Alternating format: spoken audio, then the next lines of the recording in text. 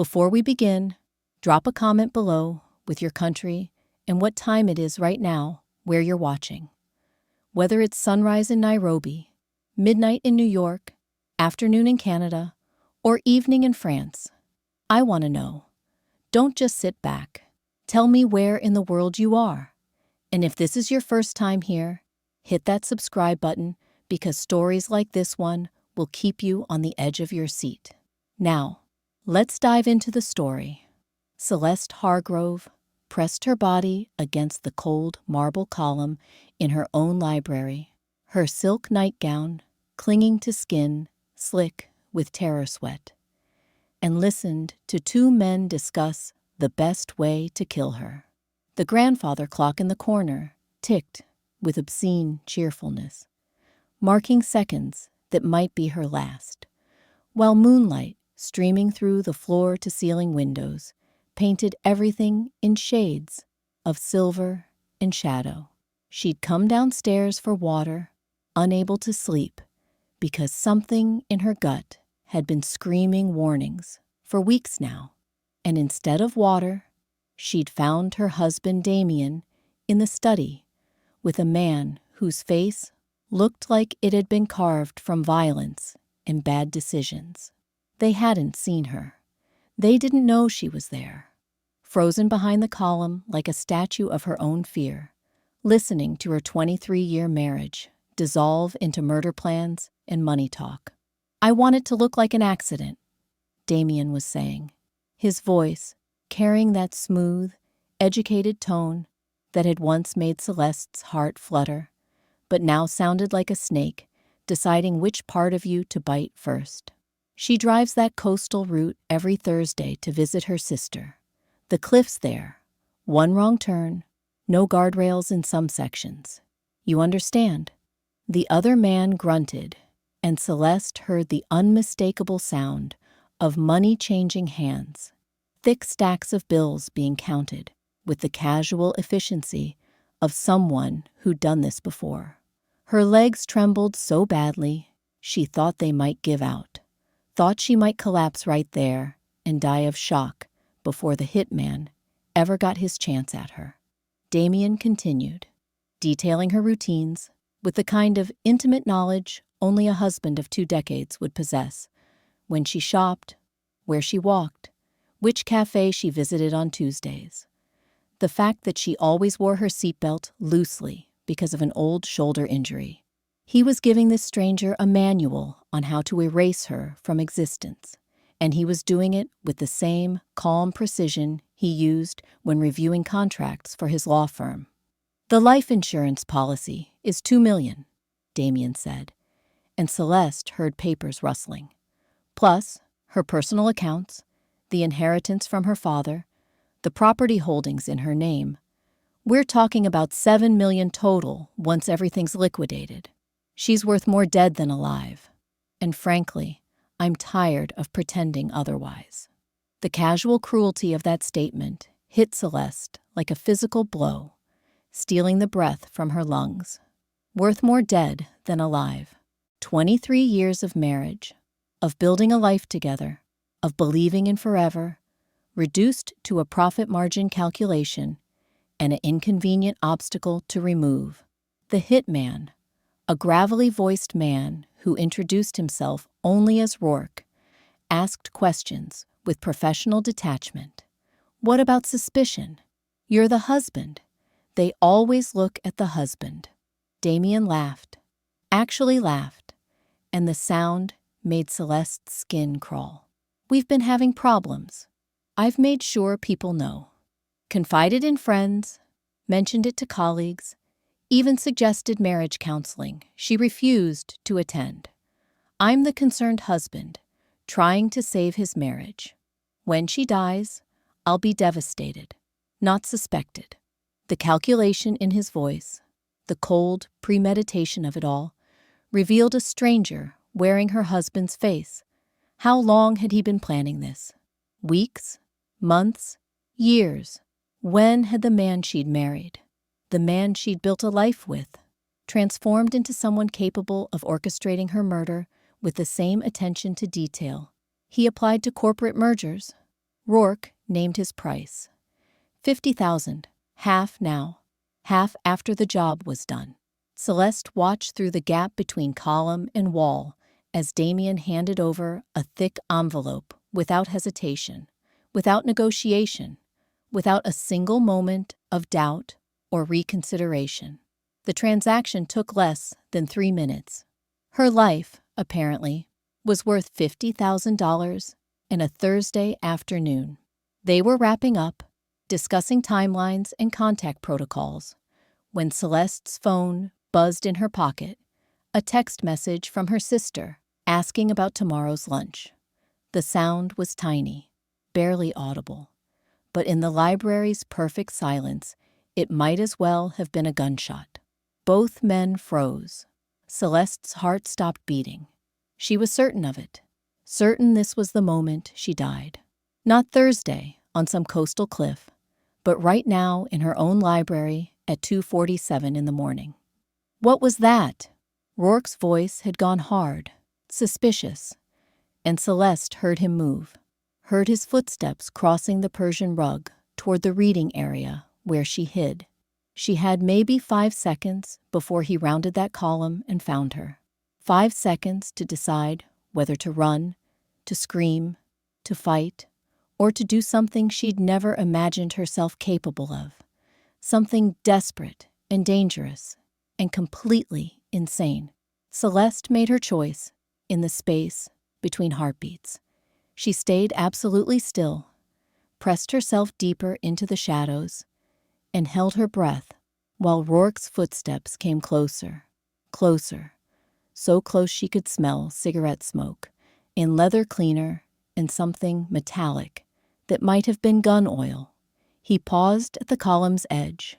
One more step, and he'd see her. And then what? Would he kill her, right here, right now, turn the library into a crime scene, instead of waiting for Thursday's carefully planned accident? Would Damien help him dispose of the body, help him cover up the unplanned early execution of his wife? Time stretched like taffy, while Celeste waited for discovery, for death, for the end of everything. Then Damien called out, probably just the house settling. These old places creak and groan like old bones. Come on, we're done here. The less time we spend together, the better. Rourke hesitated 1 second longer. One eternal, terrible second, where Celeste felt his presence like a physical weight, felt how close death was standing, close enough to touch. Then he stepped back. Footsteps retreated. Voices faded toward the front door. She heard it open, heard Damien's false friendly goodbye, heard it close. Silence flooded back in. But it was different now, heavy with knowledge and terror and rage so pure it felt like swallowing fire. Celeste stayed behind that column for another 10 minutes, shaking so hard her teeth chattered, while her mind raced through impossible calculations. Thursday was 4 days away. In 4 days, she was supposed to die in a carefully arranged accident that would make her husband rich and free and completely unpunished. Unless she did something Damien would never expect from his quiet, obedient wife. Unless she died on her own terms instead of his.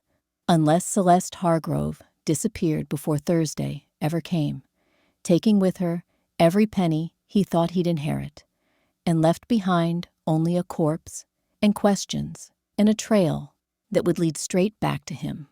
Her hands had stopped shaking by the time she crept upstairs. By the time she slipped back into bed beside her sleeping husband, her would-be murderer, a plan was already forming, cold and clear and perfect. If Damien wanted her dead, then dead she would be. Just not the way he expected. Celeste had met Damien Hargrove 24 years ago at a charity gala in downtown Seattle, back when she was still Celeste Moreau, a 28-year-old art curator who wore vintage dresses and believed in love at first sight because she'd never been hurt badly enough to stop believing. He'd been a rising associate at Whitmore and Lynch, sharp-suited and sharper-tongued, arguing with a congressman about tax reform with the kind of passionate intelligence that made everyone in earshot lean closer. She'd been across the room, cataloging the event's art installations for the museum, trying to ignore the way her shoes pinched and the way her boss kept accidentally touching her lower back every time he walked past.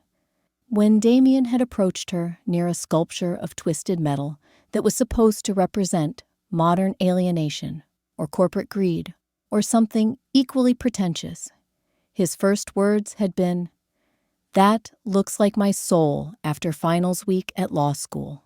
She'd laughed, genuinely laughed, and that had been the beginning of everything. They'd talked for 3 hours, lost in conversation that ranged from art theory to legal ethics to the best pizza in Seattle, to whether dogs dreamed and what they dreamed about. He'd been funny, self-deprecating, passionate about justice and fairness and the idea that law could be a tool for good rather than just a weapon for the wealthy. He'd asked for her number with the kind of nervous sincerity that suggested rejection would genuinely wound him, and Celeste had given it immediately, already half in love with a man who seemed to see her as more than just a pretty face or a potential conquest. Their courtship had been something from a romance novel. Long walks along the waterfront, late-night phone calls that stretched until dawn, weekends in his tiny apartment, where they'd cook elaborate meals and debate philosophy and make love with the intensity of people who'd waited their whole lives to find each other. He'd proposed 6 months later on a rainy Tuesday afternoon in the same gallery where they'd met, getting down on one knee in front of that twisted metal sculpture while tourists and art students applauded. She'd said yes before he'd even finished asking, tears streaming down her face, certain she'd found her forever person, her partner, her home. The wedding had been small, but perfect. Just family and close friends in a garden ceremony that felt more like a celebration of joy than a legal contract. Celeste's father, Richard Moreau, had walked her down the aisle with tears in his eyes, whispering, "He's a good man, sweetheart. He'll take care of you." And for the first 10 years, he had. Damien had been everything a husband should be. Attentive, supportive, proud of her career, willing to share housework and decision-making, never controlling or dismissive or cruel. They'd bought the house in Bellevue, a stunning craftsman with original woodwork and enough space for the family they planned to have someday. They'd traveled Paris, Tokyo, Barcelona, Buenos Aires, collecting memories and inside jokes and the kind of shared history that makes 2 people into one unit. They'd weathered small storms together, job stress, family drama, the heartbreak of 2 miscarriages that had nearly broken Celeste, but that Damien had navigated with patience and tenderness. He'd held her while she cried, had assured her that she was enough, that they were enough, that children or no children, they would build a beautiful life, and they had, for a while. Looking back now, pressed against her bathroom mirror at 6 a.m, with knowledge burning like acid in her chest, Celeste tried to pinpoint when everything had changed. When had the man who'd held her through grief become someone capable of hiring a killer? When had love curdled into something so toxic it wore love's face while plotting murder? She thought maybe it had started after her father died 3 years ago, leaving her his entire estate. The Moreau family fortune built on timber and real estate, worth considerably more than Damien's lawyer's salary had ever been. Suddenly, she was the one with money, real money, the kind that changed power dynamics in ways neither of them had anticipated. Damien had changed after that. Subtle shifts she'd attributed to stress or midlife crisis, or just the natural evolution of a long marriage. He'd become more critical, more dismissive of her opinions, more interested in controlling their finances and making unilateral decisions about investments and purchases. He'd started working late more often, started suggesting Celeste should quit her museum job because it wasn't like she needed the money anymore, started making comments about her weight, her clothes, her friends, her choices.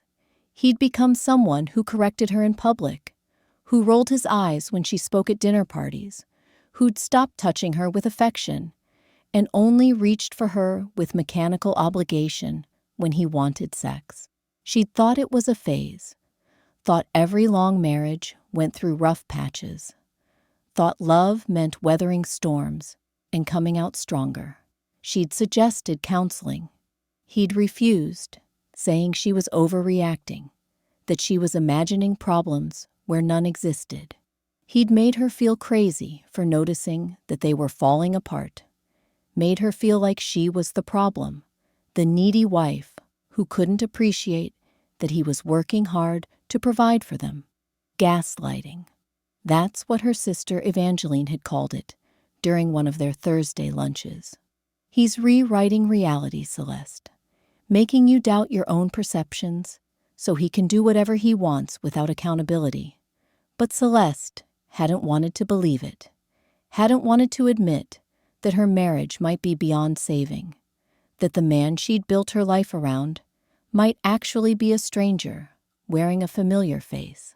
Now, watching Damien sleep in their bed, peaceful, innocent looking, his face slack with dreams that probably didn't include murder, Celeste felt something inside her crystallize into diamond-hard resolve. He'd wanted to take everything from her, her life, her money, her future, even the dignity of choosing her own ending. He'd wanted to reduce her to a tragic accident, a cautionary tale, a footnote in his story of moving forward with a younger woman and a fresh start funded by her death. But Celeste Moreau Hargrove was the daughter of Richard Moreau, a man who'd built an empire from nothing, who taught her that survival sometimes required ruthlessness, that being underestimated was an advantage if you were smart enough to use it. She was the granddaughter of Marie Moreau, who'd fled France during the war with nothing but her wits and her will to live, who'd told young Celeste stories about pretending to be dead in a mass grave until German soldiers passed, about rebuilding a life from ashes and silence. Survival was in her blood. Cunning was her inheritance. And if Damien thought she was just a soft, trusting wife who'd walk blindly into his trap, then he'd made the same mistake every predator makes. He'd mistaken kindness for weakness, gentleness for stupidity. Celeste had 4 days to die on her own terms. 4 days to become a ghost that would haunt him for the rest of his miserable life. 4 days to show him that the woman he'd underestimated was about to become his worst nightmare. She slipped out of bed while he snored, went to her private study that he never entered, and began making phone calls to people who owed her favors, people who asked no questions, people who understood that sometimes justice wore an unusual face. The plan unfolding in her mind was dangerous, possibly illegal, definitely insane. It was also perfect. And by the time Thursday morning arrived, Celeste Hargrove would be dead, just not the way anyone expected. Wednesday morning broke gray and cold over Bellevue, the kind of Pacific Northwest weather that made everything feel damp and slightly haunted. Celeste moved through her house like she was already dead, studying familiar spaces with the strange detachment of someone saying goodbye to a life they'd never returned to. The kitchen, where she'd made 1,000 breakfasts. The reading nook, where she'd spent countless Sunday afternoons with books and tea. The bedroom where she'd once been happy, Everything felt like it belonged to someone else now. Artifacts of a person who'd believed in forever and hadn't known that forever had an expiration date stamped Thursday by her husband's hand. She made Damien breakfast, scrambled eggs with chives, whole grain toast, fresh squeezed orange juice, and watched him eat it without a flicker of guilt crossing his handsome face. He was reading the Seattle Times, occasionally commenting on stock prices or local politics, playing the role of normal husband with the ease of someone who'd been rehearsing for weeks. Did he feel anything when he looked at her? Regret? Anticipation? Or just the mild impatience of someone waiting for an unpleasant task to be completed? She wanted to scream, wanted to throw the coffee pot at his head, wanted to ask him how he could sit there so calmly, knowing what tomorrow was supposed to bring. Instead, she smiled and asked if he needed anything else, playing her own role in this grotesque theater with equal skill. The phone calls she'd made last night had set machinery in motion that Damien would never see coming. First, she'd called Marcus Chen, her father's longtime attorney, and the one person who'd always treated her like a peer rather than a trophy wife. Marcus, I need a favor, and I need you to not ask questions until after it's done. There'd been a long pause. Then, are you in danger, Celeste? She'd hesitated, then answered honestly. I'm in more danger if I tell you everything now. But I need documents drawn up, accounts transferred, things moved around in ways that will only make sense next week. Can you do that for me? Marcus had agreed, his voice grave with unspoken concern, and they'd worked through the technical details of what she needed. A new LLC registered in Delaware, offshore accounts opened under trust arrangements, real estate holdings transferred to entities Damien had never heard of, a will that would activate under specific circumstances she didn't explain. This looks like you're planning to disappear, Marcus had said quietly. Celeste had smiled into the phone, a smile with teeth. Maybe I am. Maybe I already have. Just promise me you'll follow the instructions I'm sending you, exactly as written, no matter what you hear about me in the next few days. He'd promised, and she'd felt the first piece of her plan lock into place. The second call had gone to Evangeline, her younger sister, the only family she had left since their father's death. Evangeline lived in Portland, worked as a trauma nurse, and possessed the kind of unshakable calm that came from dealing with life and death situations every shift. Evie, don't react to what I'm about to tell you. Just listen. She'd explained everything in clinical detail, the conversation she'd overheard, Damien's plan, Rourke the hitman, the timeline. Evangeline had been silent for so long, Celeste thought the connection had dropped. Then, we're calling the police. Right now. No. Celeste's voice had been steel wrapped in silk. Think about it. It's my word against his. I have no proof, no recording, no evidence. Even if they believed me, which they probably wouldn't, what would they do? Warn him? Scare off the hitman? Make Damien more careful next time? He's a lawyer, Evie. He knows how to navigate the system. He's already built his alibi, planted seeds about our troubled marriage. I report him now, and I'm the paranoid wife making false accusations. 6 months from now, I die in a random mugging or a house fire or a medication mix-up, and nobody connects the dots. The logic had been irrefutable, even if Evangeline had hated every word. They'd talked for 2 hours, working through details, contingencies, the things Celeste would need, and the things she'd have to leave behind. This is insane, Evangeline had whispered. Maybe, Celeste had agreed, but it's my kind of insane, not his. The third call had been the most difficult, to Detective Sarah Reeves, a woman Celeste had met during a museum fundraiser 3 years ago and had stayed friendly with, meeting occasionally for coffee and art gallery walks. Sarah was sharp, cynical about human nature, but surprisingly warm with people she trusted, and Celeste was gambling that their friendship would buy her enough credibility for what came next. "Sarah, I need to tell you something, but the timing is crucial. I'm going to send you a package. Don't open it unless you hear that something has happened to me. An accident, a death, anything suspicious. If you open it before then, it ruins everything. Can you promise me that?" Sarah had tried to ask questions, her cop instincts firing on all cylinders, but Celeste had been firm. "I know how crazy this sounds. I know every red flag is waving, but I need you to trust that I'm not in immediate danger, that I have a plan, and that opening this package too early would put me at risk rather than protect me. Please, Sarah, as a friend." Eventually, Sarah had agreed, with the caveat that if she sensed Celeste was in real danger, all bets were off, and she'd intervene with the full force of the Seattle PD. It had been good enough.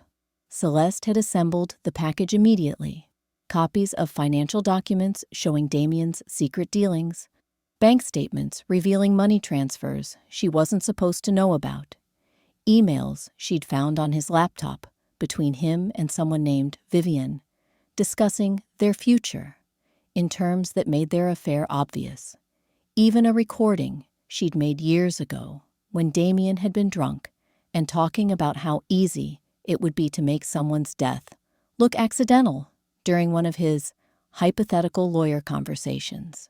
Evidence that wouldn't necessarily prove murder, but would certainly point fingers in interesting directions. Now, Wednesday afternoon, with less than 24 hours until she was supposed to die, Celeste was making her final preparations. She'd withdrawn $50,000 in cash from various accounts, small amounts that wouldn't trigger alerts, but would add up to enough for a fresh start. She'd packed a bag with clothes, documents, and essentials, hidden it in Evangeline's car during their normal Thursday lunch the week before. She'd bought a burner phone, researched false identities, contacted people in the gray market who could provide documents that would pass casual inspection. She'd even practiced her own death, rehearsing the performance she'd need to give tomorrow afternoon on that coastal road, making sure every detail was perfect because she'd only get one chance at this. The woman staring back at her from the bathroom mirror looked different now, harder, older, like someone who'd been forced to evolve overnight or die trying. Maybe that's what she was. Maybe Celeste Hargrove was already dead, killed by betrayal, and resurrection hadn't quite completed yet. Maybe this version of herself was a chrysalis, something between what she'd been and what she'd become, and tomorrow's fake death would be the emergence into whatever came next. Damien called from downstairs, asking if she was ready for dinner. She took one last look at the woman in the mirror. Soft voice, gentle manners, trusting heart, everything he'd counted on when planning her murder, and smiled. "Coming, darling," she called back, her voice honey-sweet and poison-laced. Tomorrow, she would die. Tomorrow, he would think he'd won. And then, slowly, carefully, methodically, she would destroy everything he'd built on the foundation of her corpse. Revenge was a dish best served cold, the saying went. But Celeste had always preferred her revenge served with a side of poetic justice and a garnish of absolute ruin. 24 hours until she became a ghost. 24 hours until Damien Hargrove started paying for his sins in installments that would last the rest of his life. Thursday morning arrived with unseasonable sunshine, the kind of perfect weather that made murder seem extra offensive against the universe's good mood. Celeste woke at 5:30 a.m., her internal alarm clock functioning perfectly despite having barely slept, and lay still beside Damien for several minutes, studying his sleeping face with the kind of clinical detachment coroners probably develop after years of examining corpses. This was the face she'd kissed thousands of times, the face she'd trusted completely, the face that belonged to a man who'd spent $50,000 to have her killed. In a few hours, he'd get a phone call telling him his wife was dead, and this face would arrange itself into grief, shock, devastation, all the appropriate emotions a bereaved husband should display. She wondered if he'd practiced in front of a mirror, if he'd rehearsed his tears the way actors do, using memories of actually sad things to manufacture convincing sorrow. She wondered if any part of him would feel genuine relief, the kind that comes when a long-planned project finally reaches completion. Then she stopped wondering, stopped caring, and got out of bed to begin the performance of her life. Or rather, her death. She made breakfast with extra care. French toast with real maple syrup and fresh berries. Bacon cooked to the exact level of crispiness Damien preferred. Coffee strong enough to taste like purpose. Every movement was deliberate, measured, creating a memory he'd carry forward into his new life. Evidence that his wife had been perfectly normal that last morning. No indication she suspected anything. No suggestion tomorrow would be anything but another routine Thursday. Damien came downstairs at 7, already dressed in one of his expensive suits, the charcoal one that made his eyes look bluer and his shoulders look broader, and Celeste felt a brief flash of genuine rage that he'd chosen to look good on the day she was supposed to die. Vanity and murder, apparently, weren't mutually exclusive. "You're up early," he commented, kissing her cheek with the mechanical affection of long habit. And Celeste forced herself not to flinch from the touch of lips that had ordered her execution. "Couldn't sleep," she said, which was true, though not for the reasons he'd assume. "I kept thinking about everything I need to do today. Grocery shopping, that call to the insurance company about the tree damage, stopping by to see Evie." She emphasized the last part, making sure he registered it, making sure he knew she'd be on that coastal road at the expected time, making everything easy for him and his hired killer. Damien's face showed nothing but polite interest, but Celeste saw the tiny flecks of tension in his jaw, the brief flutter of something that might have been anticipation or anxiety. Good. Let him think everything was going according to plan. Let him relax into the false security of believing his clever scheme was working perfectly. They ate together in the breakfast nook that overlooked the garden, morning light streaming through windows that cost more than most people's cars, and made small talk about nothing important. Weather, politics, someone's divorce that was apparently scandalous in their social circle.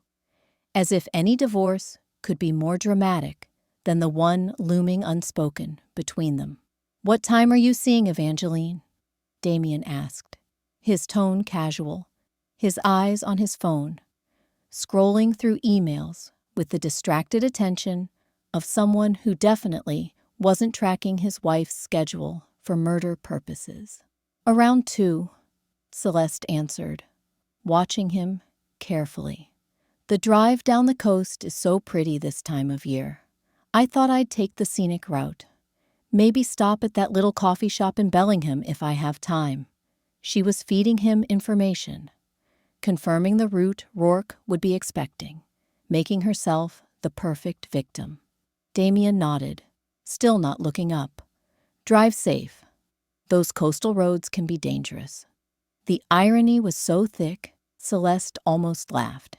"Instead," she said, "I always do," and cleared the dishes while he finished his coffee and prepared to leave for the office where he'd establish his alibi, where he'd be visible and accounted for when his wife's car went over a cliff 40 miles away. He paused at the door, briefcase in hand, and turned back to look at her with an expression she couldn't quite read. Regret? Fondness? The ghost of love that had curdled into something monstrous? "I love you," he said, and the words landed like stones in water, sinking immediately into depths too dark to see bottom. Celeste walked over and kissed him, letting it linger just long enough to be believable, tasting coffee and lies on his tongue. "I love you too," she whispered, and meant something completely different than he'd understand. After Damien left, Celeste stood in their silent house for exactly 5 minutes, letting herself feel everything she'd been suppressing: betrayal, rage, grief, fear, a twisted kind of exhilaration that came from choosing her own destiny instead of accepting his. Then she packed those emotions away like winter clothes, methodical and complete, because today required cold calculation rather than hot emotion. She changed into driving clothes, jeans, a comfortable sweater, hiking boots that looked casual but would be practical for what came next. She braided her hair, took off her wedding ring, and left it on the bathroom counter, where he'd find it later and assign it whatever meaning fit his narrative.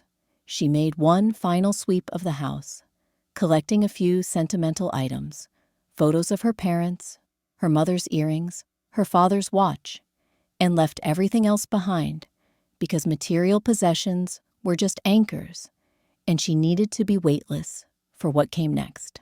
At 1 o'clock, she texted Evangeline, "On my way. I love you. Remember what we talked about?" Her sister's response came immediately. "I love you too. Be careful. Be smart. Come back to me." Celeste started.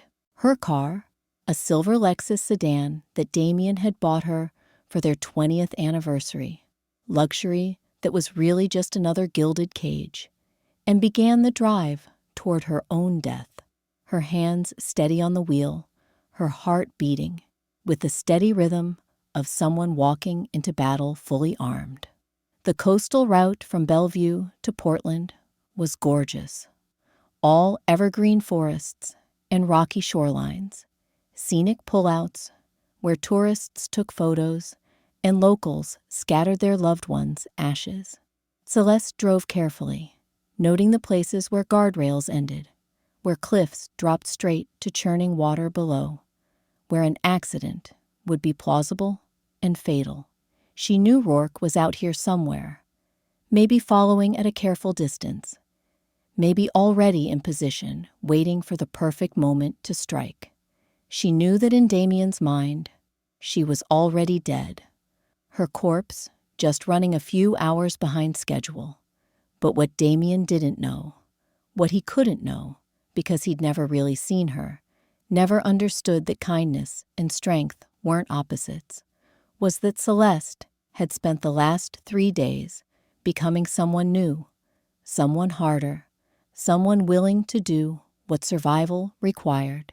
At 2:47 p.m., exactly 15 minutes from the cliff where Rourke was likely waiting, Celeste pulled into a rest stop with public restrooms and a hiking trail that disappeared into thick forest.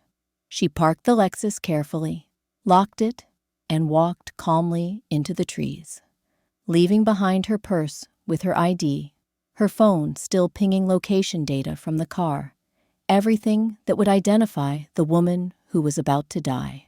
5 minutes later, a figure emerged from the woods, wearing Celeste's clothes, but walking with different purpose, climbed into a battered Honda Evangeline had left there yesterday, and drove away from everything she'd ever been. 15 minutes after that, the silver Lexus exploded in a fireball of twisted metal and flames, the explosion carefully staged to look like catastrophic mechanical failure, timed perfectly to match the moment Rourke would have made his move, and Celeste Hargrove, beloved wife, trusting fool, convenient victim, She died in that explosion, completely unofficially, with dental records that would match the body Evangeline had helped source from a medical cadaver program, with DNA that would confuse investigators just long enough for the narrative to solidify.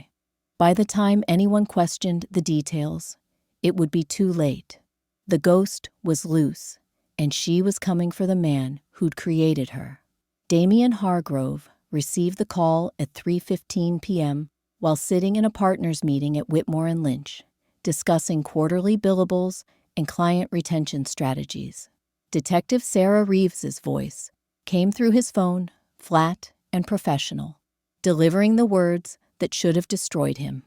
"Mr. Hargrove, I'm sorry to inform you there's been an accident involving your wife. Her vehicle went off Highway 101 near Bellingham. There was a fire. I'm afraid she didn't survive." The conference room went silent. 12 lawyers and paralegals watched as Damien's face transformed through a carefully calibrated sequence of emotions. Confusion, disbelief, dawning horror, then grief so profound it looked almost real. He stood abruptly, his chair scraping loud against polished floors.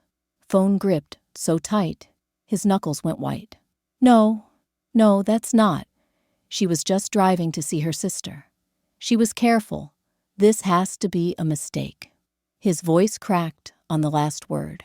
Impressive, given that he'd known this call was coming, had been waiting for it, had probably rehearsed this exact response. Sarah delivered more details, her voice carrying the gentle firmness of someone who'd done this too many times. Identification would be difficult due to fire damage, but the license plate matched. Personal effects in the vehicle confirmed it was Celeste's car, and preliminary evidence suggested catastrophic brake failure leading to the crash. Damien asked the right questions, made the appropriate sounds of devastation, and promised to come to the police station immediately for formal procedures. He ended the call, looked around at his colleagues' shocked faces, and delivered a performance worthy of awards consideration. He broke down sobbing, had to be helped to a chair, needed water and time to compose himself. From a coffee shop 3 blocks away, the woman who used to be Celeste Hargrove watched through binoculars as Damien emerged from his office building an hour later, his face appropriately haggard, his expensive suit slightly disheveled for effect. She'd cut her distinctive auburn hair short and dyed it dark brown, wore colored contacts that changed her eyes from green to brown, dressed in nondescript clothes that made her invisible in Seattle's perpetual crowd of young professionals. She looked nothing like the woman whose funeral Damien was about to plan, and the transformation had cost her less than $300 and her identity. Small price for resurrection. She watched him drive away, probably heading to the police station, or maybe to his girlfriend Vivian's apartment, to celebrate privately before having to maintain his grief performance publicly. Either way, Phase 1 was complete. Celeste was legally dead, her money was beyond his reach, and Damien thought he'd won. Perfect. The funeral happened 5 days later, attended by over 200 people who'd known Celeste as the kind, cultured woman who supported arts programs and volunteered at literacy nonprofits. The service was held at St. Mark's Cathedral, all Gothic arches and stained glass, pretending tragedy was sacred rather than just profitable for undertakers. Damien played his role flawlessly. Devastated widower barely holding himself together, accepting condolences with trembling hands, speaking about his beloved wife with voice breaking on every third word. The woman formerly known as Celeste sat in the back row, wearing dark glasses and a black dress she'd bought at Goodwill, watching her own funeral like she was attending someone else's tragedy. It was surreal, sitting among mourners, crying genuine tears for a woman who wasn't actually dead, listening to eulogies, praising her kindness and generosity, while her husband, her murderer, stood at the podium delivering a speech so moving that even people who barely knew Celeste were sobbing into tissues. She watched Evangeline in the front row, her sister's face a mask of controlled grief that hid rage underneath, playing her part perfectly. She watched colleagues from the museum, friends from book clubs, distant relatives who'd fly in for funerals but never regular visits. She watched them all mourn a ghost, while the ghost took notes on who seemed genuinely sad and who seemed relieved that Celeste Hargrove was gone. Damien's performance was Oscar-worthy. He spoke about their first meeting, their wedding day, dreams they'd shared, finishing with voice breaking completely. "She was my everything.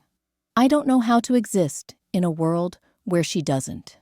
The congregation murmured sympathy. Someone started singing Amazing Grace, and Celeste sat in shadows, watching the man who'd paid to have her killed collect sympathy like currency, and felt her resolve harden into something unbreakable. 2 weeks after Celeste Hargrove's funeral, strange things began happening to Damien. It started small, a letter arriving at his office with no return address, containing a single photograph of him and Rourke shaking hands outside the house. No message, no demands, just the photo as proof that someone knew, someone was watching, someone had evidence. Damien's hands shook when he opened it, his face going pale as paper, and he spent the next hour making frantic calls from his locked office, while colleagues wondered why the grieving widower suddenly looked terrified rather than sad. The next day, another letter arrived at his home, this one containing a copy of a bank statement showing the $50,000 withdrawal he'd made the week before Celeste died. Again, no message, no demands, just evidence presented like cards being laid on a table, one by one. Damien started drinking heavily, started looking over his shoulder, started jumping at shadows, because he understood what was happening. Someone was toying with him, building toward something, making him sweat before making their move. He couldn't figure out who. Rourke had disappeared immediately after the job, their agreement being one-time contact only, no ongoing relationship that could connect them. The police had ruled Celeste's death accidental, closed the case after a perfunctory investigation that found exactly what they expected to find. Nobody should know, nobody should suspect, and yet someone did, and that someone was playing a game whose rules Damien didn't understand. From a studio apartment in Seattle's Capitol Hill neighborhood, Celeste monitored her husband's unraveling with clinical satisfaction. She'd rented the place under her new identity. Claire Morrison, freelance graphic designer from Portland, relocating for better opportunities. The landlord had barely looked at her fake ID, too busy staring at the 6 months' rent she'd paid in cash up front. The apartment was small, Spartan, nothing like the spacious luxury she'd lived in as Mrs. Hargrove. But it was hers, bought with money Damien would never touch, in a life he'd never find. She'd set up a workspace with multiple laptops, burner phones, and a wall covered in photos and documents mapping Damien's life. His routines, his contacts, his mistress, his financial dealings, every vulnerability and pressure point she could identify. This was her war room, and she was planning a campaign that would leave him destroyed without ever revealing she was alive. The key was patience, escalation, making him paranoid enough to make mistakes, but not so terrified he'd run or confess. She needed him to stay in Seattle, stay visible, stay accessible for the justice that was coming. The third letter went to Vivian Chen, Damien's mistress, a 29-year-old associate at his firm with designer clothes and expensive tastes, funded by a married man's guilt and promises. The letter contained photos of Damien and Vivienne together at restaurants, hotels, her apartment, along with a simple message typed on plain paper. Did he tell you his wife died conveniently? Did he mention the hitman? Ask him about Rourke. Vivienne confronted Damien that same evening, their argument loud enough that neighbors heard through apartment walls. Words like murder and using me and I could go to prison for knowing, echoing down hallways. Damien tried to convince her the letter was a sick prank, tried to gaslight her the same way he'd gaslit Celeste, but Vivienne was smarter than he'd anticipated.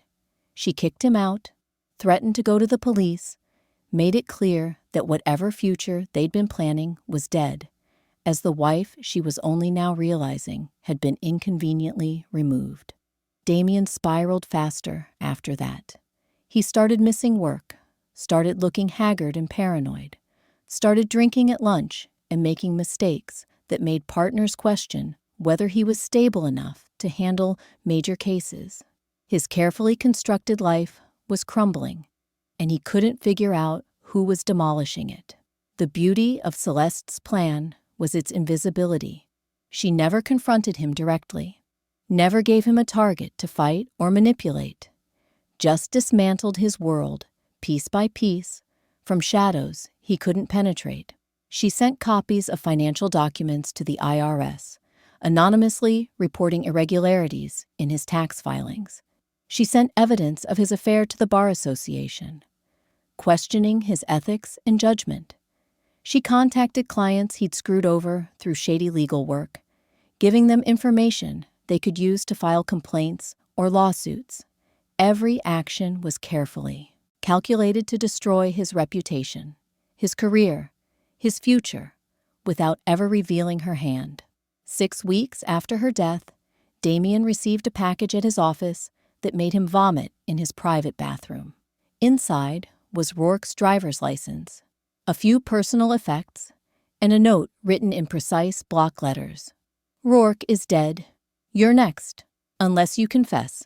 Damien called the number Rourke had given him for emergencies, but it was disconnected.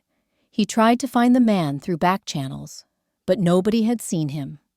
Nobody knew where he was, and rumors suggested he'd taken money to disappear permanently, or been disappeared by someone with more resources than a small-time hitman could fight. The truth was simpler and more terrifying. Rourke was alive and well in Montana, living under a new identity with money Celeste had paid him to vanish completely, and never mentioned Damien Hargrove again. She'd found him through the same gray market contacts that had helped fake her death, had offered him double what Damien had paid to simply disappear and leave no trail connecting him to the accident. Rourke, being a professional who understood when he was outmatched, had taken the money and run, but Damien didn't know that. Damien thought someone had killed his hired killer, thought he was next, thought the walls were closing in with no escape route visible. He started having panic attacks, stopped sleeping, looked like a man being haunted by ghosts he couldn't name. His colleagues staged an intervention, suggesting he take leave to process his grief and trauma. His partners quietly discussed removing him from partnership consideration. His world was ending in slow motion, and the worst part was he couldn't tell anyone why he was really afraid, because confessing his crime was the only thing more terrifying than living with the consequences. Celeste watched it all unfold with satisfaction that felt cold and clean, like winter air. This was justice served her way. Not quick, not merciful, but thorough. Damien had wanted to erase her for money and freedom. Instead, she was erasing him while staying completely invisible. A ghost whose vengeance was all the more perfect because he couldn't fight what he couldn't see. She knew eventually she'd have to make the final move, the one that would destroy him completely and give her back the life he'd tried to steal. But not yet. First, she needed him desperate enough to confess, broken enough to admit what he'd done, publicly ruined enough that when the truth came out, no one would feel sorry for him. She needed him to understand that murdering your wife comes with a price that compounds daily, that some debts can't be paid with money or tears or even prison time. Some debts require your entire life as payment, and Damien Hargrove's bill was coming due with interest that would bankrupt his soul. Phase 2 was complete. His life was in ruins, his reputation destroyed, his future uncertain. Now came Phase 3, the revelation that would finish what she'd started and prove that dead women can speak louder than living ones ever could. Celeste Hargrove might be gone, but Claire Morrison was just getting started, and she had plans for the man who'd thought killing her would be easy. 3 months after Celeste's death, Damien Hargrove sat in his expensive house, drinking whiskey at 10 in the morning, and seriously considering whether a bottle of sleeping pills might solve all his problems permanently. The past 12 weeks had been a systematic dismantling of everything he'd built: his career, his reputation, his relationship, his sanity. Anonymous tips had triggered an IRS audit that found irregularities, requiring expensive lawyers and potentially criminal charges. The Bar Association was investigating ethics complaints from 3 different clients who'd mysteriously been contacted by someone providing evidence of his malpractice. Vivian had left him and was now dating another partner at the firm, making Damien's presence at work unbearably awkward. His colleagues avoided him. His friends stopped calling. His social circle had evaporated like morning dew under harsh scrutiny. Nobody would explain, but everyone seemed to know about. He'd hired a private investigator to figure out who was targeting him, but the PI had found nothing. No disgruntled former clients, no enemies with this level of resources and commitment, no obvious suspects. It was like being hunted by smoke, something insubstantial but suffocating, invisible but undeniably present. Damien knew he should run, should take what money he could access, and disappear to somewhere without extradition treaties. But he was paralyzed by the terrible certainty that running would only make things worse, would only prove guilt he couldn't afford to acknowledge. The house felt different now, empty in ways that had nothing to do with Celeste's absence and everything to do with his own hollowness. He wandered through rooms filled with expensive furniture and original art, none of it bringing comfort or meaning, all of it just stuff marking the grave of a life that no longer existed. He'd thought killing Celeste would set him free, free from a marriage that had become burdensome, free to pursue Vivian without guilt or complication, free to access money that was technically Celeste's, but that he'd felt entitled to as her husband. Instead, her death had become his prison. Every day, a new cell he couldn't escape, walls closing in with relentless patience. He couldn't even access most of her money. Her father's inheritance had been structured in trusts and holding companies that apparently had contingencies for her death, transferring assets to charitable foundations and distant relatives before Damien could claim anything. His lawyers were fighting it, but the legal structures were airtight, designed by Richard Moreau's attorneys to protect his daughter's wealth from exactly the kind of husband who might see her as an ATM with a pulse. Damien had gotten the house, some joint accounts, and life insurance that barely covered his legal fees.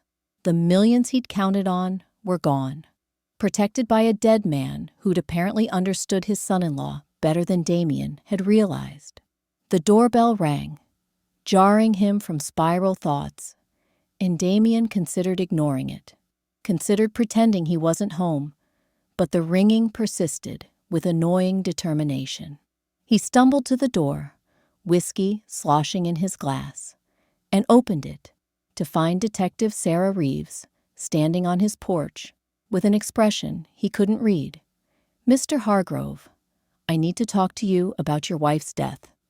May I come in?" Damien's blood turned to ice water. This was it. This was the moment he'd been dreading. The moment when everything collapsed completely. He tried to keep his face neutral, tried to channel the lawyer who'd faced down hostile judges and aggressive opposing counsel, but his hands were shaking, and Sarah noticed everything.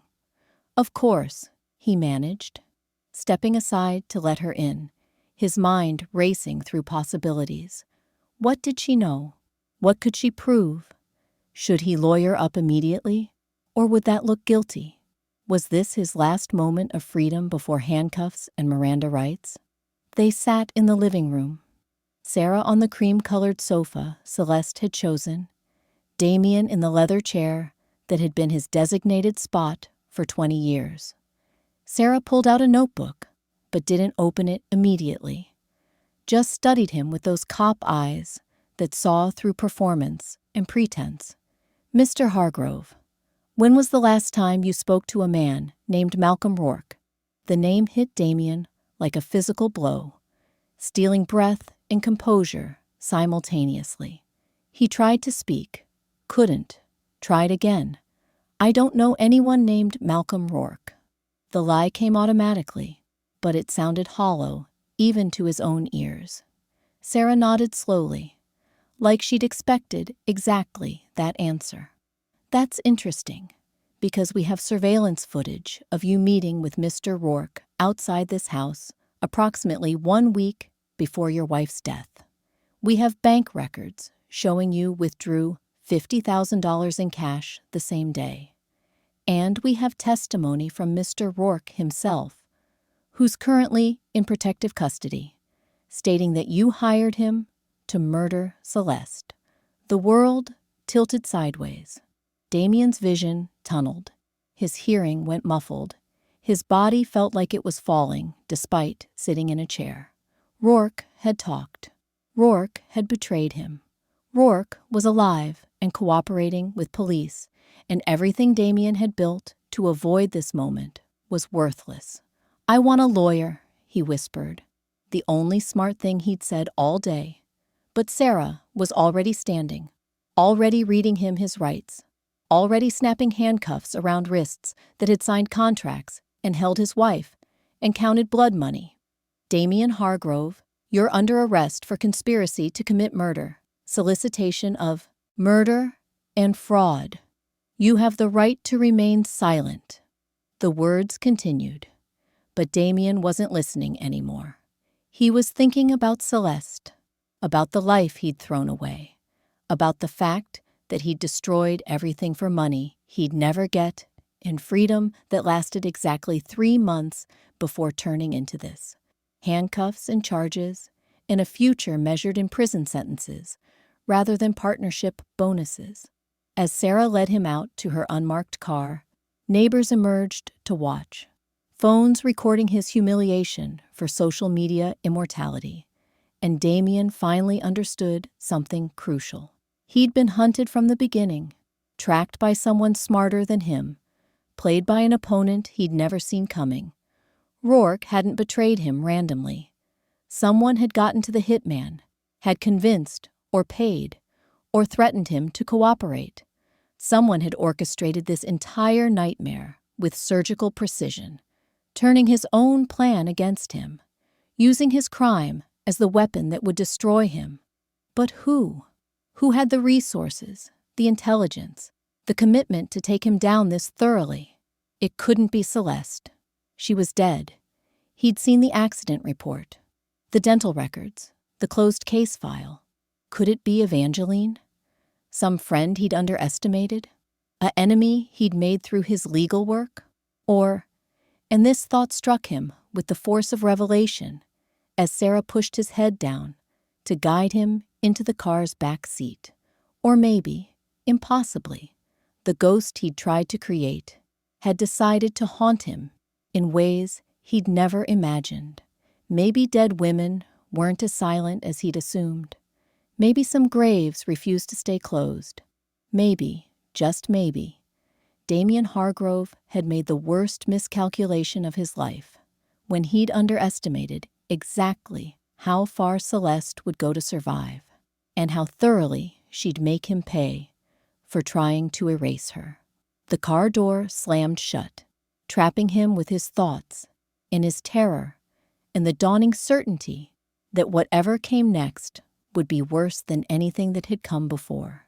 His nightmare was just beginning, and the ghost driving it wore his dead wife's face. Damien's arrest made front-page news. Prominent attorney charged in wife's murder plot screamed headlines across Seattle media, and within hours, the story had gone national. Cable news loved it. The handsome lawyer, the dead heiress, the hitman who'd cooperated with police, all the elements of a true crime drama that would fuel podcasts and documentary specials for years. From her Capitol Hill apartment, Celeste watched the coverage with grim satisfaction, seeing her plan reach its critical phase. She'd spent months setting this up, finding Rourke through back channels, offering him witness protection and immunity in exchange for testimony, working with Detective Sarah Reeves to build a case that would withstand any defense Damien's expensive lawyers could mount. The beauty of it was the evidence came from multiple sources, creating a narrative that didn't require Celeste's participation. Rourke testified about the solicitation, about being hired to cause Celeste's accidental death, about receiving payment and planning the hit. Surveillance footage confirmed meetings. Bank records proved money transfers. Character witnesses described Damien's deteriorating marriage and suspicious behavior. Even Vivian, his mistress, testified about his comments regarding how convenient it would be if Celeste were gone. Statements she'd dismissed as dark humor until the arrest made their true meaning obvious.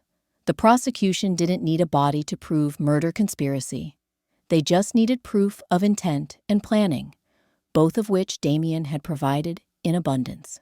The trial began 6 months after Celeste's death, a media circus that transformed the King County Courthouse into entertainment theater.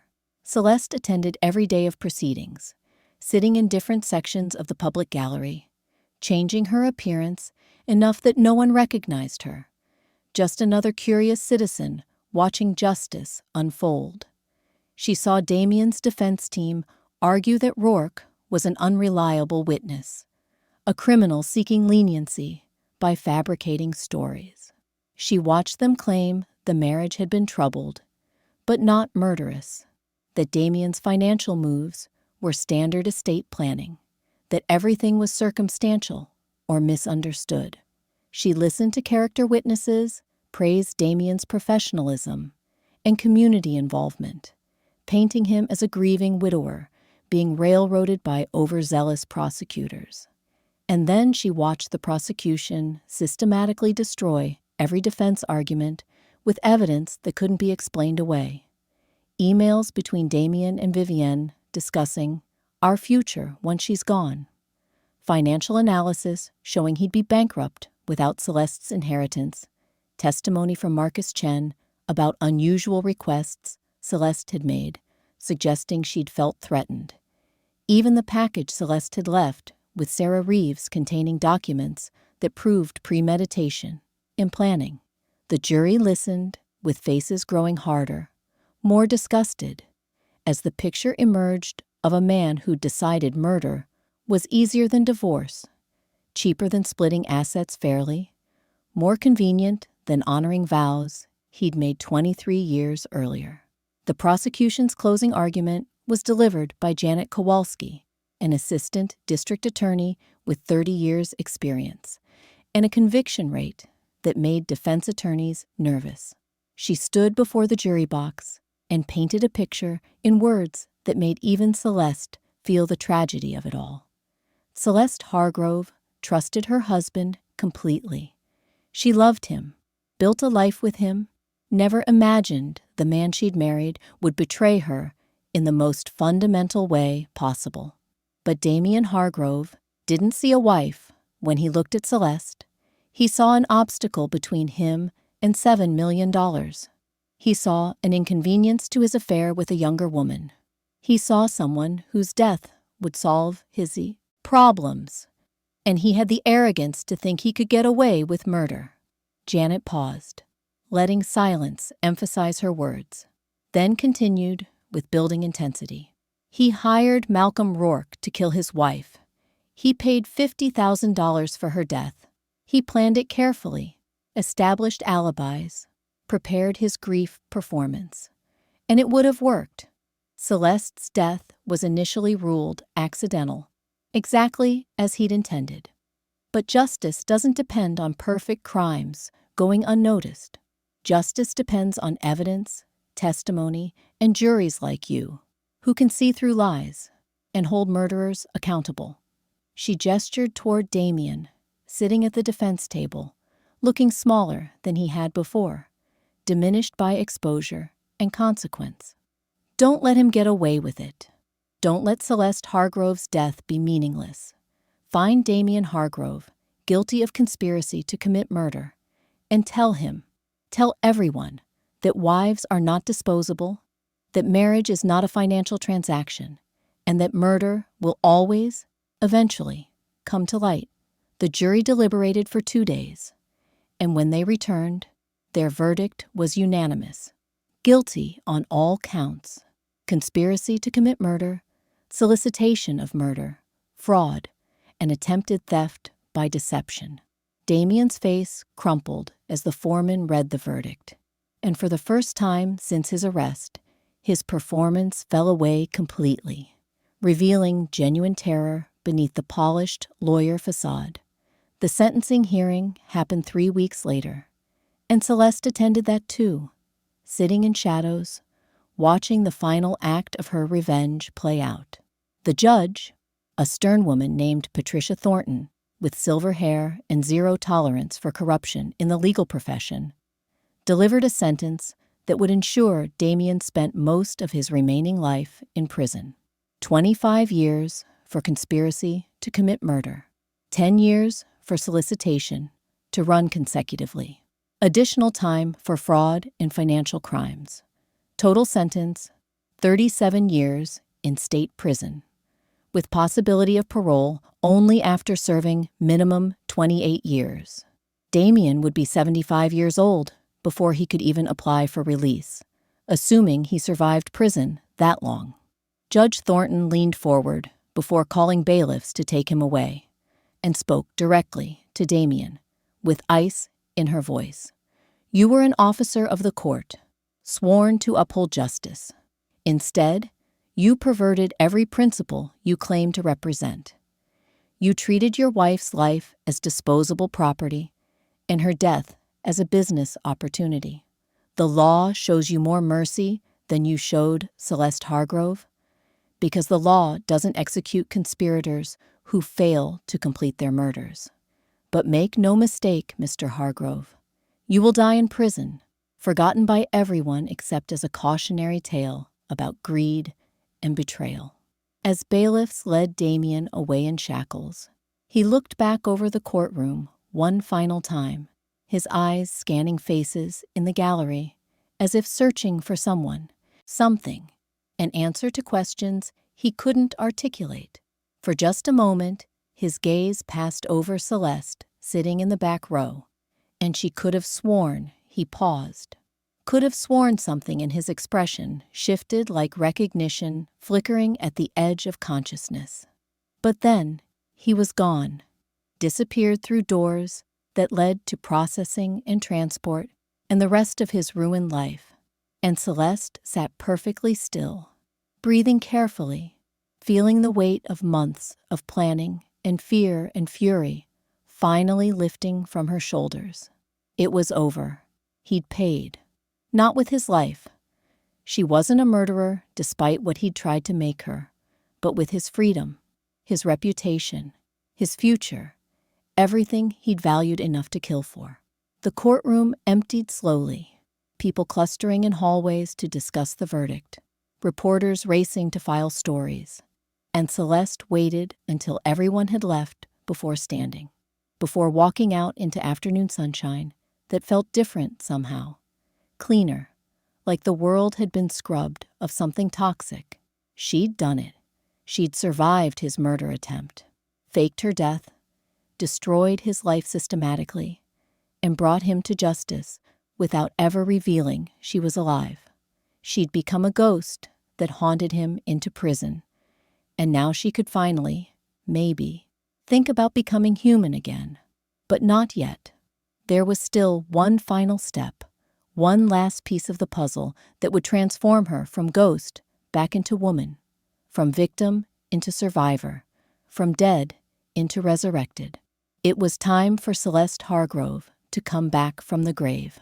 1 week after Damien's sentencing, Detective Sarah Reeves received a phone call that made her drop her coffee mug, shattering ceramic across her desk and spilling dark liquid like an omen.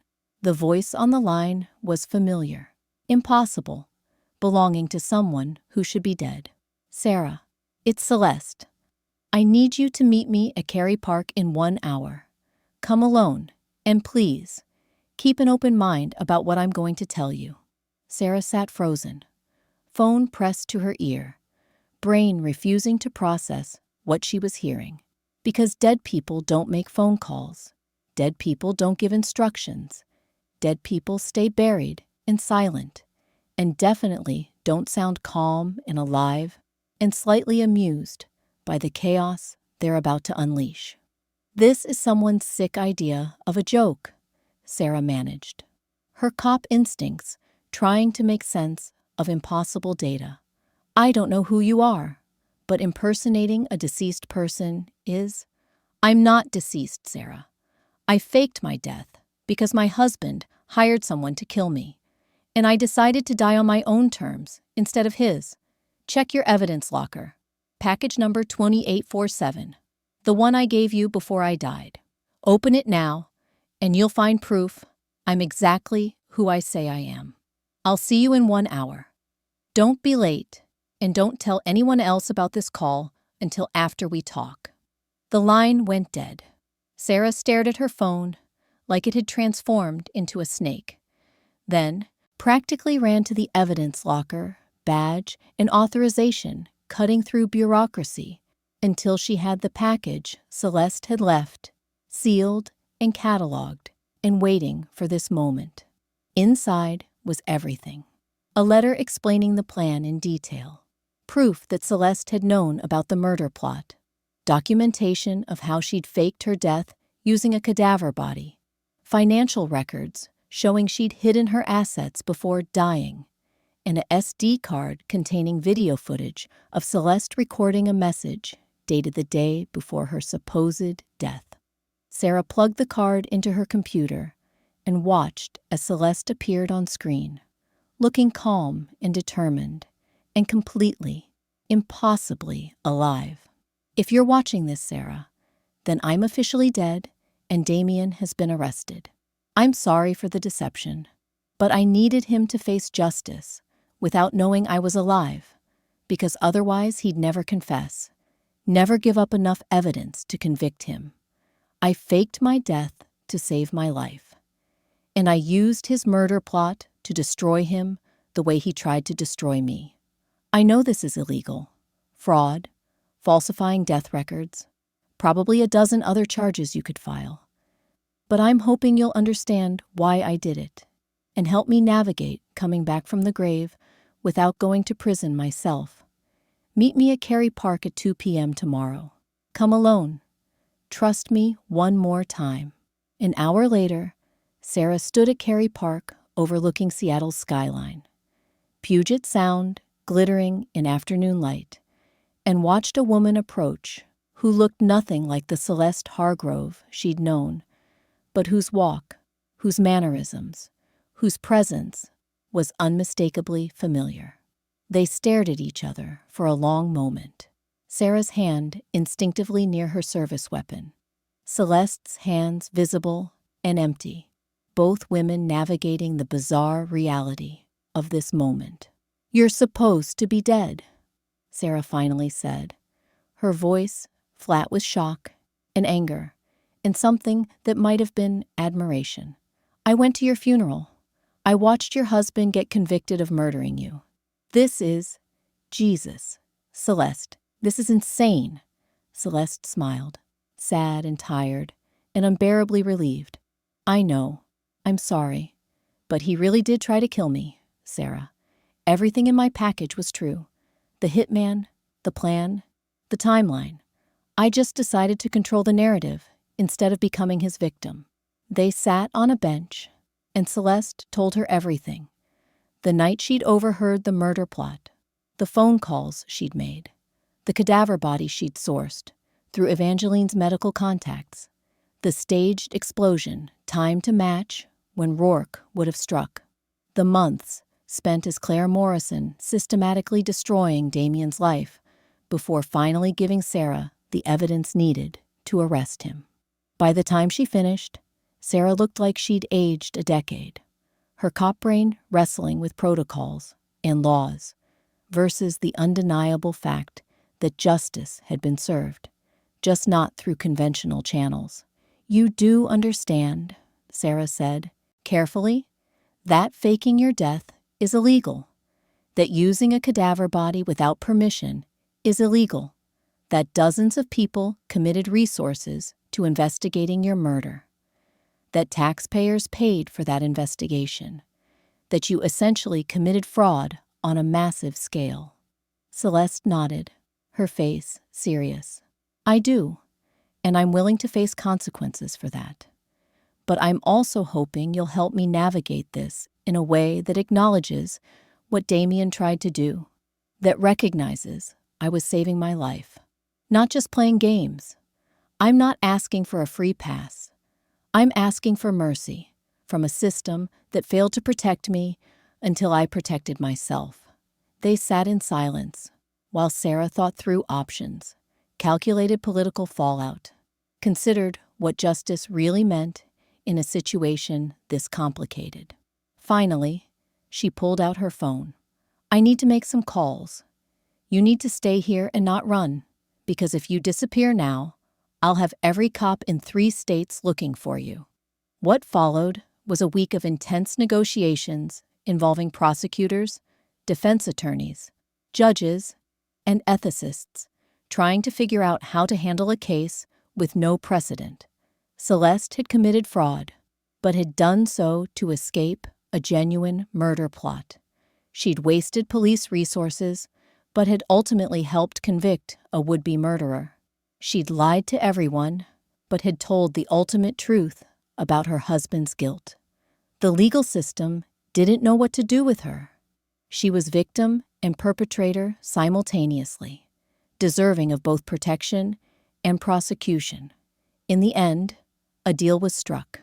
Celeste would plead guilty to fraud and filing a false death certificate, receiving a suspended sentence and probation in recognition of extenuating circumstances. She'd repay the costs of the investigation, roughly $150,000, from her restored assets. She'd testify fully about how she'd faked her death, providing details that would help authorities prevent similar frauds in the future. And she'd live the rest of her life as Celeste Hargrove, resurrected and free, but forever marked as the woman who died to save herself and lived to destroy her husband. The hearing, where she entered her plea, was closed to media, but word leaked anyway. And within hours, the story exploded. Dead woman testifies against husband who tried to kill her. Competed with wife fakes death to escape murder plot for most sensational headline. The internet went wild with debates about whether Celeste was a hero or a criminal, whether faking your death to escape a genuine threat was justified, or whether rule of law mattered more than individual survival. Some called her a genius. Others called her a fraud who'd manipulated the system. Most admitted they'd probably do the same thing in her situation. Faced with the choice between dying according to someone else's plan or living according to their own. Celeste didn't care about public opinion. She cared about walking out of that courthouse as herself, legally alive, officially restored, ready to reclaim everything Damien had tried to take and build something new from the ashes of everything he'd tried to burn. She emerged into sunlight that felt like baptism, like being born a second time, and found Evangeline waiting with tears streaming down her face and arms open wide. They held each other while cameras flashed and reporters shouted questions, and the world watched a dead woman embrace her sister. It was over. The nightmare was over. Celeste Hargrove had died and been resurrected, and this time she was keeping both her life and her lessons learned. 6 months after her official resurrection, Celeste stood in a new art gallery in Portland, Oregon, watching opening night guests circulate through space she'd designed, viewing paintings she'd curated, celebrating work by artists she'd discovered and promoted. The gallery was called Phoenix Rising, which was perhaps a bit on the nose given her story, but Celeste had never been subtle about symbolism. And besides, she'd earned the right to name her rebirth whatever she wanted. She'd left Seattle completely, unable to exist in a city where every corner held memories of the woman she'd been and the man who'd tried to erase her. Portland felt fresh, manageable, full of people who knew her story, but not her history, who treated her resurrection as interesting backstory rather than defining characteristic. She'd bought a small house in the Hawthorne district, walking distance from her gallery, filled it with plants and books and art that made her happy rather than impressed guests. She lived simply now, not because she had to, but because she'd learned that simplicity protected against losing yourself in things and people who didn't deserve the space they occupied. Evangeline lived 10 minutes away. Their relationship, deeper now, forged through trauma and conspiracy, and the kind of unshakable bond that comes from helping each other survive impossible situations. They had dinner twice a week, called each other daily, were building the kind of adult-sibling relationship Celeste had always wanted, but had neglected during her marriage years, when Damien had slowly isolated her from everyone who might question his treatment of her. Marcus Chen had helped Celeste reclaim her assets, the money that Damien had tried to steal, now safely under her control, and invested in ways that generated income without requiring her constant attention. She donated generously to organizations supporting domestic violence survivors, funded legal services for women trying to leave dangerous marriages, created scholarships for young women studying law or business or any field that might help them maintain independence and recognize their own worth. Money, she'd learned, was just a tool. It could trap you or free you depending on how you used it, and she was determined to use hers in ways that honored what she'd survived and helped others survive similar threats.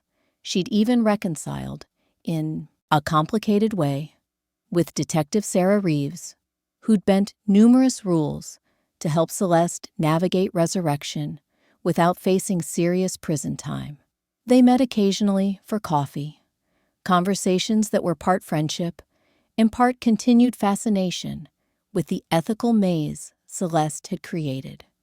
Sarah had written a book about the case, The Woman Who Died Twice, that had become a bestseller and launched her into a second career as a consultant on unusual criminal cases. They both understood they were forever connected by the weirdness of what had happened. Two women who'd worked outside systems to achieve justice that systems hadn't been designed to deliver. As for Damien, Celeste thought about him rarely, and only in the abstract way you might think about a disease you'd survived. with relief at escaping, rather than ongoing hatred for what had attacked you.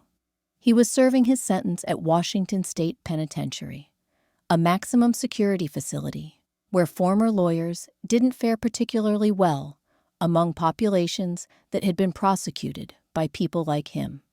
She'd heard through Marcus that Damien had been attacked twice, spent time in protective custody, lost weight, and aged rapidly under conditions that stripped away every veneer of privilege he'd worn his entire life. Part of her felt satisfaction at his suffering, the primal, human part that wanted vengeance for betrayal. But mostly she felt nothing, felt empty where rage used to live, felt healed in ways that had nothing to do with his punishment and everything to do with her own growth. She'd survived not just his murder attempt, but the aftermath, the rebuilding, the hard work of becoming someone new without losing everything good about who she'd been. That was her victory, not his imprisonment. That was her justice, not his suffering.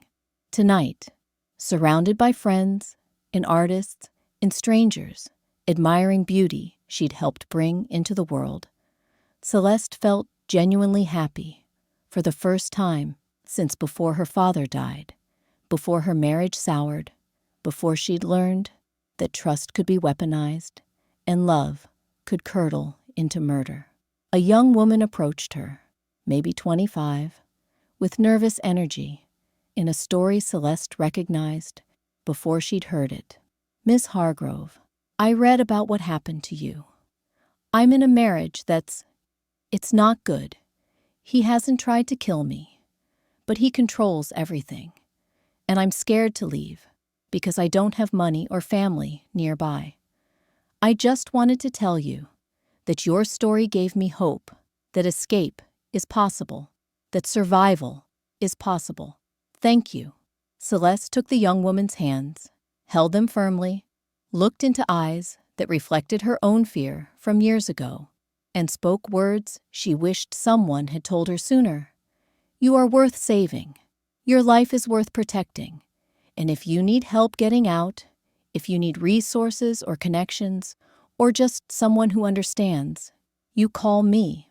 She handed the woman her card, knowing she'd just made a promise that would require time and effort and emotional labor, not caring, because this was the point. Surviving wasn't enough if you didn't help others survive too. The gallery opening continued late into the evening. Portland's art community celebrating new work and new beginnings. And when everyone finally left, Celeste stood alone in the empty space, looking at paintings that represented resurrection in all its messy, beautiful, painful glory. One piece particularly moved her, a portrait by a local artist named James Chen, who specialized in depicting transformation. The painting showed a woman underwater, eyes closed, body sinking, but above her the water's surface glowed with light, and you could see her beginning to rise, beginning to swim upward, toward air and life, and everything that waited beyond drowning. James had titled it Celeste Rising, created it specifically for this show, and when Celeste had asked why he'd chosen her story as inspiration, he'd said simply, "Because you proved that the ending people write for you doesn't have to be the ending you live. That's worth celebrating. That's worth painting." She stared at that portrait now, seeing herself in the drowning woman, but also in the light above, in the space between death and rebirth, where all transformation happens, where you decide whether to keep sinking or start swimming. She thought about the night she'd hidden behind that marble column, terrified and betrayed, listening to her husband plan her murder. That woman, the trusting, somewhat naive Celeste, who'd believed marriage meant safety, had died that night. But a different woman had been born in the same moment, someone harder and smarter and unwilling to be anyone's victim. Both versions were her. Both versions mattered, and the woman standing here now contained multitudes, the hurt and the healed, the destroyed and the rebuilt, the dead and the resurrected. Outside, Portland streets hummed with evening life, people moving through their own stories of survival and struggle and small victories. Celeste locked the gallery door, walked home through familiar neighborhoods, and climbed the steps to her small house that had become a sanctuary rather than a prison. She made tea, sat on her porch in comfortable darkness, and thought about everything that had brought her here. The betrayal that nearly killed her, the choice to fake her death rather than accept his version of her ending, the months spent as a ghost haunting the man who'd created her, the resurrection that proved some stories don't end just because someone wants them to. Tomorrow, she'd wake up and continue building this new life. She'd meet with artists, plan future shows, have coffee with Evangeline, maybe call that young woman from tonight to check if she needed help escaping her dangerous marriage. She'd live deliberately, intentionally, refusing to waste the second chance she'd fought so hard to create. Because that was the real lesson, the truth she'd learned through fire and fear and stubborn refusal to die on anyone's schedule but her own. You get to write your own ending. People will try to end your story prematurely, will try to make you a tragedy or a footnote or a cautionary tale. Husbands might betray you. Life might break you. Death might reach for you with greedy hands. But you don't have to accept those endings. You can fake your death and come back stronger. You can be a ghost that haunts your enemies into prison. You can rise from ashes that others lit, burning brighter for having survived the fire. Celeste Hargrove had died once and been resurrected, and she'd spent both lives learning the same fundamental truth. The most powerful thing any person possesses is the refusal to stay down when someone tries to bury them. The story ended there, in that quiet moment on a Portland porch, with a woman who'd survived impossible things drinking tea and planning tomorrow, and existing as living proof that happy endings sometimes require dying first. Not literally, not permanently, but dying to who you were so you can become who you need to be. The ghost had finished haunting. The phoenix had risen, and Celeste Hargrove, twice lived and thoroughly alive, was finally, completely, triumphantly free. Sometimes the greatest act of survival is refusing to be the victim someone tried to make you. Celeste's story teaches us that when people underestimate your strength, when they think kindness means weakness, when they believe they can erase you without consequence, that's when you show them exactly how wrong they were. But more importantly, this story reminds us that justice doesn't always come through traditional channels, that protecting yourself might require extreme measures, and that trusting your instincts when something feels wrong can literally save your life. Trust your gut. If something feels wrong in your relationship, don't let anyone convince you you're imagining it. Celeste's instincts warned her for weeks before she overheard that conversation. Listen to yours. Know your worth beyond what anyone else assigned you. Damien saw Celeste as $7 million and an obstacle. She saw herself as a human being worth fighting for. Never let someone else's valuation become your reality. Survival sometimes requires becoming someone new. Celeste had to metaphorically die to save her life, had to become harder and smarter and more strategic. Growth often requires shedding old versions of yourself that no longer serve your survival. Now, I want to hear from you. Drop a comment below, telling me what you think of Celeste's choice to fake her death. Was she justified? Would you have done the same thing? Do you think Damien got what he deserved? Or should she have handled it differently? And if you've ever had to make an impossible choice to protect yourself or someone you love, share your story. Your courage might inspire someone else who needs to hear it. If this story moved you, hit that subscribe button because I share stories like this every week. Stories about survival, justice, and people who refuse to stay down when life tries to bury them. Share this with someone who needs to know that endings can be rewritten and that dead women sometimes come back as ghosts who demand justice. Remember, you are worth saving. Your story is worth continuing. And anyone who tries to write your ending without your permission is about to learn that some people are too strong to stay buried. Thank you for watching, and I'll see you in the next story.